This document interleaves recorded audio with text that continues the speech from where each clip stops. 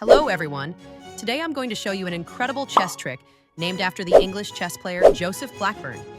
This clever trap, known as the Blackburne Shilling Gambit, allows you to checkmate your opponent in just 7 moves.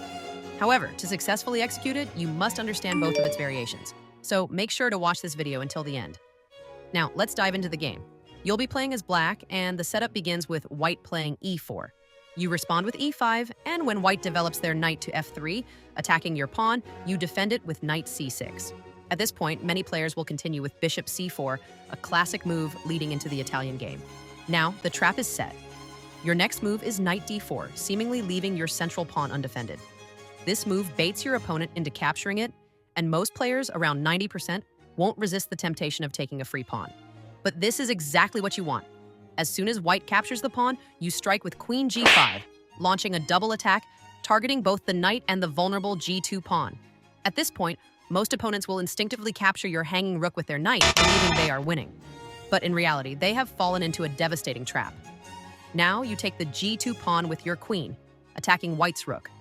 The only way to save it is to move it to f1, but this just allows you to deliver another blow, capturing the h2 pawn with check. The king is completely stuck, unable to escape or block with the queen since your knight controls that square. White's only option is to block with their bishop, but then you deliver the final move, knight f3 mate, a brilliant checkmate. But what if white, instead of moving the rook to safety, decides to capture your rook instead? No problem. You simply take the f1 rook with your queen, delivering another check. White must once again block with their bishop, and from here, you take the h2 pawn with check.